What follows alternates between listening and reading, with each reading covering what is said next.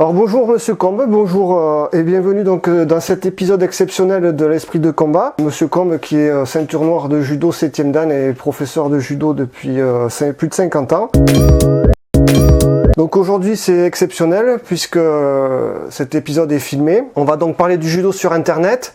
Et pas seulement en parler puisqu'on va aussi le montrer, ou en tout cas montrer ce que moi je veux montrer. C'est aussi exceptionnel puisqu'on inverse les rôles. C'est pour ça que je dis que c'est ce que je veux montrer, c'est-à-dire que je vais essayer de répondre à certaines questions qui me sont posées, et donc je vais essayer d'y répondre en tant qu'utilisateur assidu et même professionnel d'internet, et en tant que aussi connaisseur de judo. Donc voilà, je vais présenter cette réponse à mon professeur Monsieur Combe, et c'est aussi adressé à mes élèves et ceux qui pourraient être mes élèves, à mes proches et à tout le monde sur internet.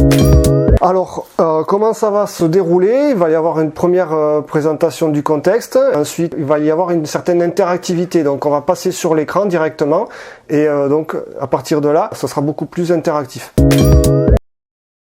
Pour repasser au contexte, en fait, le contexte d'Internet, qu'est-ce que c'est? Donc Internet, ou plutôt le web, existe de manière publique et globale depuis environ 25 ans. Donc Internet est officiellement né en 1983. Son usage s'est généralisé depuis environ 20 ans, c'est-à-dire qu'il y a 20 ans, on avait 10 millions de sites contre seulement 19 000 5 ans auparavant. Et ensuite, donc c'est devenu largement accessible depuis les forfaits à consommation illimitée, il y a à peu près une quinzaine d'années on va dire. Donc le support smartphone a fait que c'est devenu accessible à tous, et pour tous et partout, depuis environ une dizaine d'années.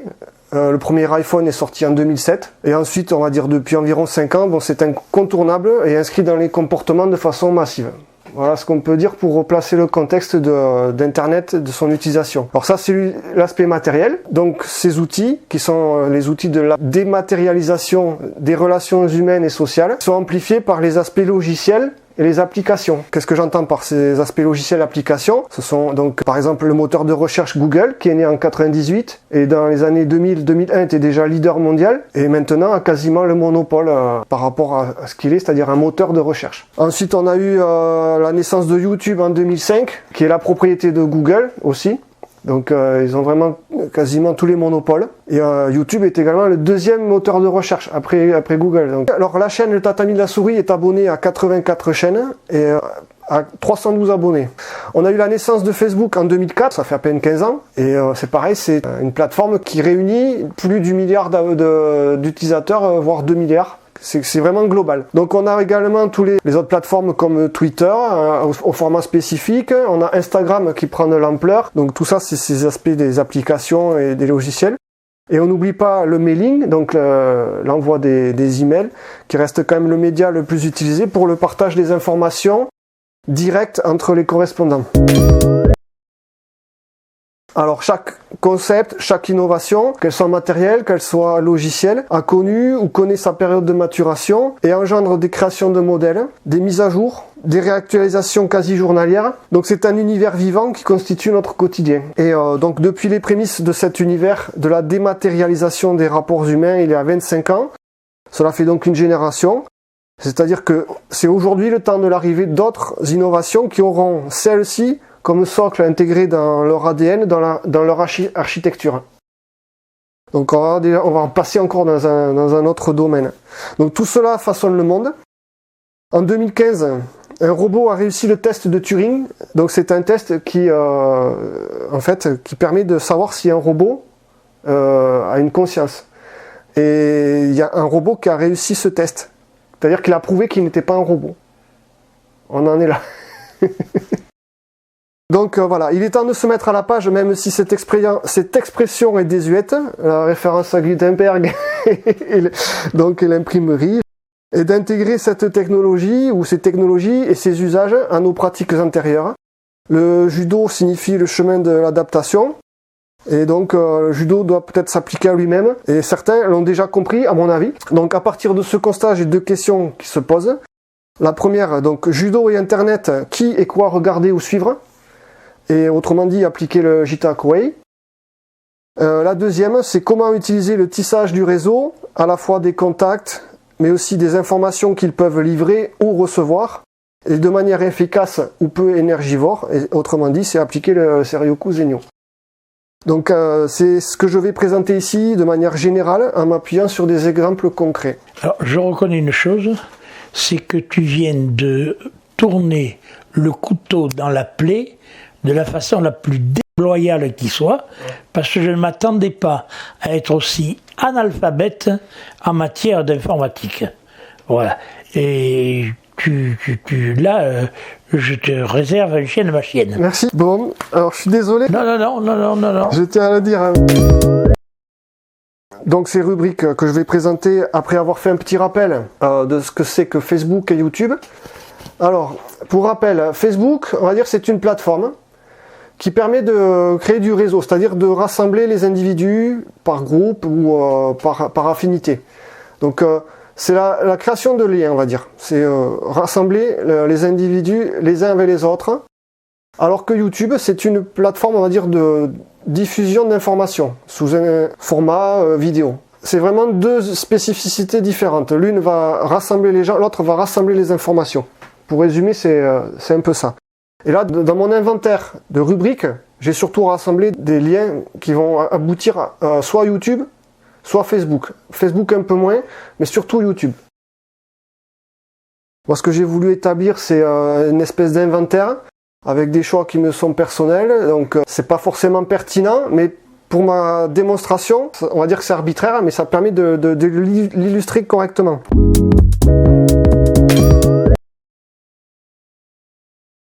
Alors, les rubriques que j'ai choisi donc une rubrique plus basée sur les aspects éducatifs et la connaissance technique, une rubrique sur les aspects de la distraction et du sportif, une rubrique sur l'histoire et la culture, une rubrique beaucoup plus polyvalente qui va donc rassembler un peu l'ensemble de tout ça, une rubrique sur la prépa à la performance, donc qui pourrait être aussi le sportif, mais je l'ai mis à part, une rubrique sur le divers parce que mes sources d'inspiration se trouvent là aussi, enfin une rubrique de mes coups de cœur, une rubrique sur le local par rapport à l'Occitanie, une rubrique sur ce qui est étranger, donc le monde. Pour cet enregistrement, j'ai préparé un document sur un format PDF. Alors, je vais expliquer qu'est-ce que c'est un format PDF. Pour expliquer, je l'ai imprimé sur papier pour pouvoir le lire. En fait, on va passer directement sur l'écran. Et quand je vais passer sur l'écran, grâce à ce format PDF, je vais pouvoir cliquer sur des liens hypertextes. Des liens qui vont me permettre d'accéder directement à des sites internet. À partir de mon inventaire et donc de mes rubriques, la première rubrique qui est éducatif et connaissances techniques. Dans mon inventaire, j'ai repéré et retenu Monsieur Patrick Bigot, qui est ceinture noire de judo 7e dan dans les Hauts-de-France. Il a eu la démarche notamment d'amener des informations sur une vidéo, sur un enregistrement qu'on avait fait sur les katas. Et c'est à partir de là que j'ai pu avoir connaissance de ce monsieur, que je suis maintenant également sur Facebook. Donc, quand je vais cliquer ici, j'accède donc directement à sa chaîne sur YouTube, et donc je me rends compte que c'est une personne qui a donc utilisé YouTube pour transmettre, pour communiquer sur le judo, à la fois sur des apports techniques, comme des apports un peu plus, on va dire, personnels, sur l'actualité du club, etc. Voilà. Donc ça c'est un exemple, il suffit d'aller voir sur sa chaîne. On va prendre par exemple ici sur le CFEB 2020, où on voit une démonstration technique. Donc c'est basique, on a une séance avec des judokas qui assistent à la séance, à la démonstration. Un judoka filme et c'est ensuite donc rediffusé sur internet et sur la chaîne YouTube, puisque c'est la plateforme, on va dire, spécifique à ce type de contenu. Voilà. Donc ensuite, je reviens sur mon PDF. J'ai donc mis le lien pour accéder à sa page Facebook qui va permettre de communiquer directement avec lui en l'ajoutant comme ami et donc permettre ces interactions directes. Même si on peut aussi commenter sur YouTube, Facebook est plus approprié à une relation d'échange direct, soit par des commentaires, soit par des réactions diverses spécifiques à ce genre de plateforme. Alors je reviens sur mon PDF. Donc voilà, ça c'est le premier exemple que j'ai choisi pour les raisons que j'ai expliquées. Et je continue dans ma démarche, dans l'éducatif et connaissances techniques. J'ai relevé Jacques Seguin, aussi ceinture noire 7e dan de judo, parce que c'est quelqu'un que je connais personnellement, qui est notamment de la Ligue Occitanie, avec qui j'ai eu une rencontre et fait aussi un entretien privé, qui est sur la chaîne du tatami de la souris. Donc là, on va accéder directement à sa chaîne. Voilà, c'est un petit peu sur le même principe que Patrick Bigot, c'est-à-dire que il y a eu des séances de judo réalisées soit dans des stages, soit en club, etc. Ces séances ont eu des enregistrements qui ont été réalisés et ont ensuite été rediffusés sur Internet. Voilà, donc le principe basique de la diffusion, d'une pierre deux coups, on fait une séance, il y a quelqu'un qui filme et on retranspose sur Internet. Alors je reviens sur mon PDF. Ensuite, donc, également, j'ai donné le lien pour accéder à la page Facebook de Jacques Seguin, qui permet, comme pour tous les autres, en faisant une demande de contact, de relier et d'avoir des échanges directs. Donc là, on reste toujours dans l'éducatif, la connaissance technique. J'en ai rajouté un troisième, qui a eu une petite évolution sur l'aspect de la transmission visuelle. Donc je clique dessus, c'est Dojo en ligne. C'est un monsieur qui s'appelle Jean-Claude Rieux, qui est ceinture noire 6e dan, dans l'est de la France, je crois, quelque chose comme ça. Oui, dans la région de Lyon. Donc voilà, là on est sur sa chaîne, ça s'appelle Dojo en ligne, c'est un monsieur qui est spécialisé en Jiu-Jitsu, il y a à peu près une cinquantaine de vidéos sur sa chaîne, et c'est vraiment une chaîne qui est construite sur la transmission par internet. C'est-à-dire que là on n'assiste pas à des séances de judo avec des élèves, c'est une séance, on va dire, tutoriel. C'est vraiment le Uke, Tori. Voilà, c'est une présentation qui s'adresse à l'internaute. Donc voilà, ça, on a dans 3 exemples, on a 2 exemples quasiment similaires, un troisième exemple qui est plus orienté sur le format internet. D'accord. Voilà. Donc après, à chacun de juger le contenu, est-ce que ça peut lui convenir, pas lui convenir. On a quand même ici un monsieur qui est 6e dan, qui a un certain niveau, qui doit savoir. On devrait pouvoir faire confiance à ce qu'on observe. Mais là, j'ai mis quelque chose qui devrait être normalement intéressant à regarder. Alors, ça c'est pour ce qui est de la rubrique éducatif et connaissances techniques. Alors, à partir de maintenant, puisque l'enregistrement de cet épisode, qui a duré plus d'1 heure, et même en le réduisant, sa durée devrait être assez longue pour un seul numéro. Donc, je vous propose de vous communiquer le fameux document PDF que j'ai constitué avec toutes les ressources du net qu'il contient concernant le judo, selon mes rubriques détaillées précédemment.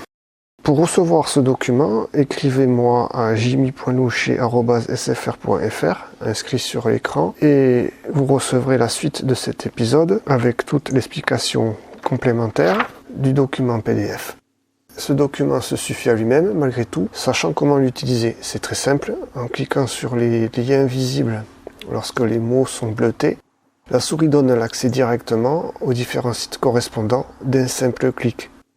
Vous voyez le contenu de ce document défiler sur l'écran.